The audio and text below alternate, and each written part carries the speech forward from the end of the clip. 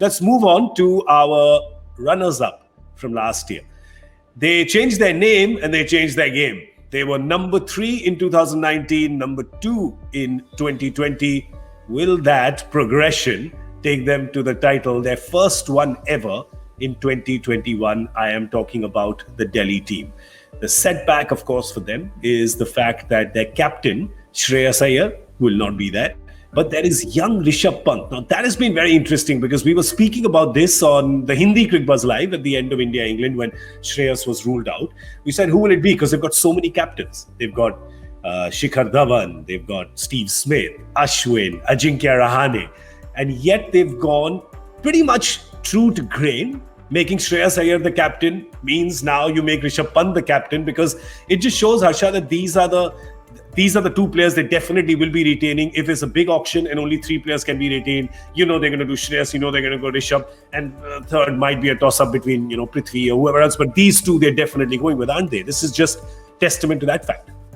I mean, I was so excited to watch Rishabh Pant at this year's IPL. The last 5 or 6 months for Rishabh Pant, I mean, Rishabh Pant his career has been a bit sort of like a sine wave. It's gone up and down and up and down. But the last 6 months for Rishabh Pant across formats have been just sensational. And across the world now, when people are talking about wow players, they talk about Rishabh Pant. So I was really keen to see if he can maybe deliver another 600-run season like he did, 2017-18, one of those, he delivered a 600-run season. But now that he's captain, I'm very keen to see how he goes about it. Can you imagine CSK DC, Dhoni is going out to toss with Rishabh Pant, and Dhoni might say, "अच्छा बेटे, क्या सोच रहे हो आजकल? मेरी तरह पीछे से बोल रहे हो?" So, I'm very keen. I hope Delhi do not get their lead batsmen affected by captaincy. So I'm very, very keen to see how he manages both. But knowing him, he probably won't care. He'll just go and play the way he knows. Yeah, and the good thing is that he's got, the leadership unit, so to speak, from Australia, which is Ashwin and Ajinkya, who are going to be possibly there with him, through the entire thing. And Ajinkya perhaps will play all games, considering Shreyas is not their joy. Absolutely. I think he has, the leadership group is there. And you add to that people like Ishant and all, who are playing all this time. And people, Shikhar, Ishant, Delhi boys understand what Rishabh is all about. The kind of temperament, the kind of person he is. It's a very particular kind of player he is, and I think they'll support him a lot. But I think the real relationship for me is a relationship between Ricky Ponting and Rishabh Pant. Because clearly what Ricky Ponting didn't want is a captain who was maybe hidebound in old habits and stuff. He wanted a young, fresh person to work with. And if you see Australian coaches, most of the Australian coaches who've done really well in the IPL though have had experience of the subcontinent. Davenel Watmore, Tom Moody. You've done well when you've actually, understand how the subcontinent works. Ricky has had not that much experience in the subcontinent. It'll be interesting to see how that goes. I have seen Rishabh Pant and Shreyas Iyer with Ricky Ponting. They are just like starry-eyed kids just kind of following him around. And why wouldn't you? Like, he's a legend of the game. And it's just, it was very interesting 2 seasons ago to see these 2 youngsters like just kind of following him around, hanging on to every word that he was saying. So I think they definitely have a very open and a very clear kind of communication. And while Delhi, of course, the negative thing for them is that Shreyas Iyer, who was in ripping hot form, is not going to be there. The good thing for them is that 2 blokes that they depend on, who had a dismal season in 2020, are both again in ripping form. That's Rishabh Pant and, of course, Harsha, Prithvi Shaw. Prithvi Shaw is in the form of his life, and I just hope he can carry that form in. I think he's going to be the X factor for that side. I saw one innings that he played in the Vijay Hazare Trophy. I sort of switched on just to watch Prithvi Shaw play, and he was playing. I'll tell you exactly. I played a little bit of lower division cricket before I moved on to senior division cricket in Hyderabad. In lower division cricket, there used to be these bullies who would say, "Tu kaun aa gaya mere samne?" And they used to just keep swatting everything. He was playing like he was bullying the bowling. As if he said, "You can't get me out. I mean, I'm going to hit where I want. Dekha, I hit you there." He was playing like a bully. Now, I hope he can, if he brings that form in and he gives them starts, it will allow the others, you see, because I see Rishabh playing at 4 in this side. So if Rishabh is playing at 4, then Prithvi and Rishabh at 4 will allow Shikhar those 10-15 balls, and then Shikhar takes off as well. There's one factor though for them, which is Rabada Nokia not available for the first game. Yeah.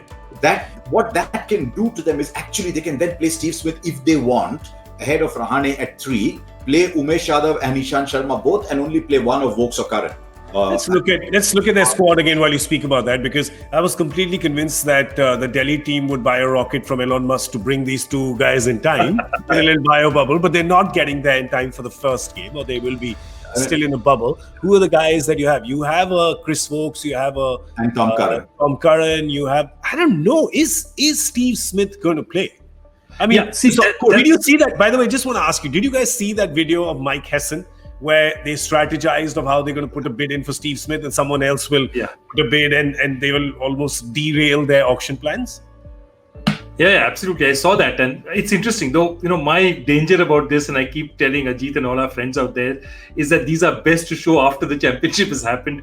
Before, sometimes it's not easy for you to if it doesn't work, it doesn't work. If Steve Smith gets 500 runs now, I mean, it's a lot of egg on people's faces. So it's a dangerous thing to do. But anyway, I thought it was very brave television.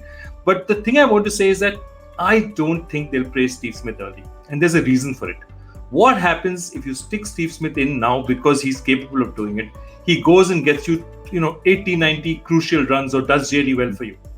Once now these two fast bowlers come back, what's your side going to be? So those two definitely, you have to play Stoinis because Stoinis is your all-rounder. He is the sixth bowler. He's the reason. You have to play him. Then you can't play Hetmeyer. And Hetmeyer is whatever it is, is a cracking player. Wait, there is no Hetmeyer. There's no Hetmeyer anymore. Number four in the first. Oh, there he is. Sorry, there he is. I need glasses. There he is. I was wondering why you sure it's coffee. Are you sure it's coffee? Something a little stronger. No, but you're right. Joy is absolutely right. What that could lead to, though, is suppose Steve Smith plays the first game and gets a fabulous 70-80, because remember, he's a champion. He's got a point to prove. He wants to look at that Mike Hessen video every few hours. They've got a couple of guys that are being talked about a lot.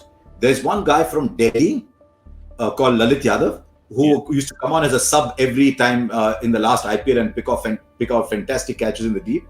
And there's a guy from, I think from Gujarat or Baroda called Ripan Patel. And these guys are scoring at 180, 190 in the games that they're playing. So if they can trust them to go out at 6 and play those innings, then they could still play Steve Smith and Hetmeyer's place could come in doubt. Their other problem is I don't know when Akshar will be ready to play because he's tested positive. So Amit Mishra might come back into the side. Yeah, well, so again, these are kind of good problems for Delhi to have. And they have, and here's the thing: the final last year, and I think it was the last two games, they opened with Marcus Stoinis. Right, that was because there was no Prithvi Shaw. Marcus Stoinis, we know, is absolutely destructive on top of the order. Is there any way to fit him in there now, Joy? Does that work, or does he just go back to 6 because Prithvi Shaw is now in the form of his life? No, I think Stoinis has to bat at 6 and give them, especially if Akshar is, not available for the first few matches. It's interesting.